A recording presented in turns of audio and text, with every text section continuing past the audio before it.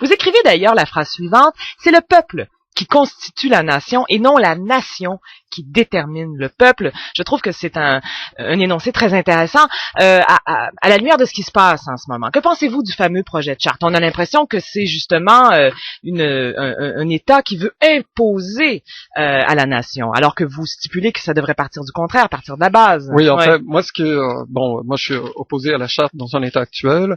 Je suis tout à fait en faveur d'une certaine forme de laïcité. Ce qui me choque, bon, je n'en parle pas dans le livre parce que je n'ai pas pu en parler à l'époque. Vous en parlez rapidement quand même, le projet existait. Le projet existait. Ouais. Vous liez d'ailleurs au projet des cours d'histoire obligatoires. Voilà, c'est ça. Pour moi, c'était, bon, il y avait quelque chose dans l'air, mais je ne tenais pas à entrer dans ce débat parce que d'une part, je pense que ce débat est complètement instrumentalisé. Je pense que c'est quelque chose que le Parti québécois joue un jeu extrêmement dangereux, mais ça, nous pourrons en parler à d'autres moments. Mais aussi, c'est que on suppose qu'il s'agit véritablement de quelque chose comme d'un projet commun. On veut associer ça, par exemple, à des valeurs québécoises, donc à une entité collective. Et là encore, je trouve, mais pour d'autres raisons, que on confond le groupe et les partis qu'il compose. Alors que pour moi, le groupe, c'est d'abord et avant tout des interactions. Ce n'est pas une entité homogène qui flotterait au-dessus de nos têtes et qui nous caractériserait, qui nous déterminerait. Non, en fait, le groupe, c'est nous qui le déterminons, comme par exemple pour les institutions. Et ça fait de vous un défenseur d'un certain pluralisme, est-ce qu'on peut utiliser ce mot-là? Tout à fait. Ça, je me situe vraiment dans cette lignée.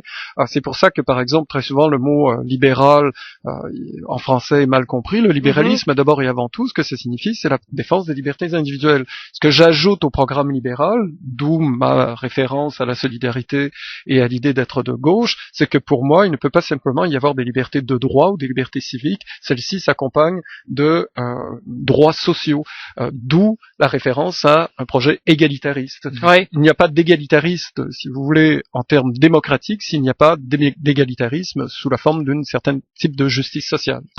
Et surtout, c'est que nous n'arrivons pas à voir que la question de l'éducation politique se vérifie à plusieurs niveaux. C'est-à-dire, elle se vérifie par exemple dans le rôle des médias, elle se vérifie au niveau de la formation des individus à être des citoyens responsables, elle se vérifie dans la qualité de la délibération. Nous parlions de la charte tout à l'heure. Oui, il y a eu quelques débats intéressants, mais de manière générale, on en voit la preuve dans l'arène représentative, le débat, est plutôt faible. Lorsqu'on en est un débat qui mise sur les artifices du spectacle. Tout à fait. Et qui mise à ce point sur les artifices de spectacle que maintenant les marionnettistes se montrent, c'est-à-dire qu'ils n'osent même plus dire ils ne se cachent même plus de dire que tout cela était de l'ordre de la manipulation politique. Ouais. Moi, j'ai lu.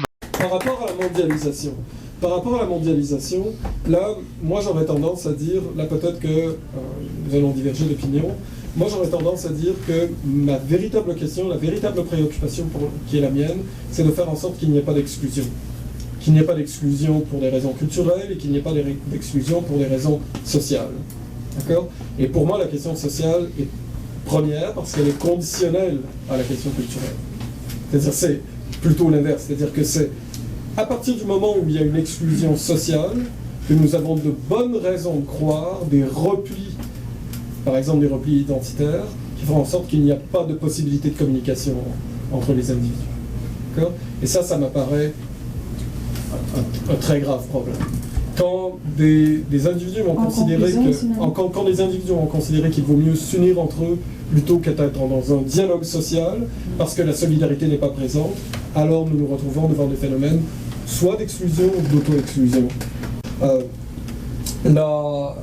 Par rapport aux questions au sujet des demandes, disons, déraisonnables, d'accord ? Bon, d'une part, moi, je suis un grand défenseur des libertés individuelles. Je ne crois pas, en tout cas, il faudrait que je me relise, être un défenseur de l'individualisme. Je ne suis pas du tout un défenseur de quelqu'un qui pense que nous devrions nous isoler les uns les autres et qu'une société n'est que la somme de ces individus. Moi, je pense essentiellement qu'une société émerge dans le rapport des différences entre les individus. Qu'elle émerge justement que lorsque les individus se mettent ensemble, c'est précisément non pas pour faire taire leurs différences, mais pour rendre possibles les différences. D'accord ? Donc il y a solidarité, il y a véritablement échange entre les individus, mais ces individus, ça ne veut pas dire qu'ils sont isolés les uns des autres. Parce que le meilleur moyen de faire disparaître les individus, c'est de les isoler les uns des autres. À partir du moment où les individus sont isolés les uns des autres, alors nous sommes certains d'avoir quelque chose comme la tyrannie de la majorité. D'accord ? Ça, c'est pour moi, c'est quelque chose qui m'apparaît extrêmement important. Maintenant, pour répondre à votre question de manière un peu plus directe par rapport à est-ce que nous devrions tout accepter ? Je crois avoir dit précisément le contraire. Je crois profondément dans une société qui a les principes de tolérance, mais ces principes de tolérance ne devraient jamais admettre l'intolérance. D'accord ? Maintenant, toute la question est de savoir où situer cette intolérance. Et là, pour moi, il n'y a pas de critère absolu. Le grand danger, prenons le débat que nous avons eu, par exemple, le pseudo-débat que nous avons eu sur les turbans. D'accord ? Et puis le soccer, etc. Pour moi, il n'y a pas eu de débat. Pourquoi ? Essentiellement parce que nous avons voulu penser les choses de manière absolutiste. Nous avons voulu penser les choses dans une espèce d'alternative ou bien. Il n'y a aucun enjeu social de cet ordre qui peut être pensé de manière absolutiste. Ce que nous voulons essentiellement, c'est de trouver un scénario qui soit le plus, disons, acceptable pour l'ensemble des parties prenantes. D'accord ?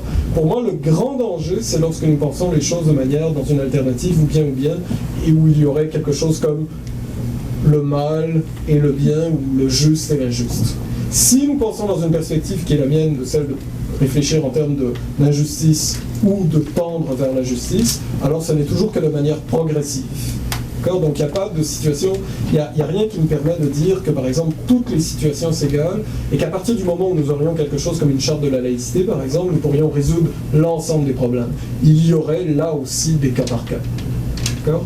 Et ce serait très dangereux, je serais très inquiet et je serais le premier à m'opposer à une société qui prétendrait par le décret d'une charte régler l'ensemble des problèmes où il n'y aurait plus la possibilité qu'il y ait quelque chose comme par exemple des accommodements ou des arrangements lorsque cela apparaît nécessaire.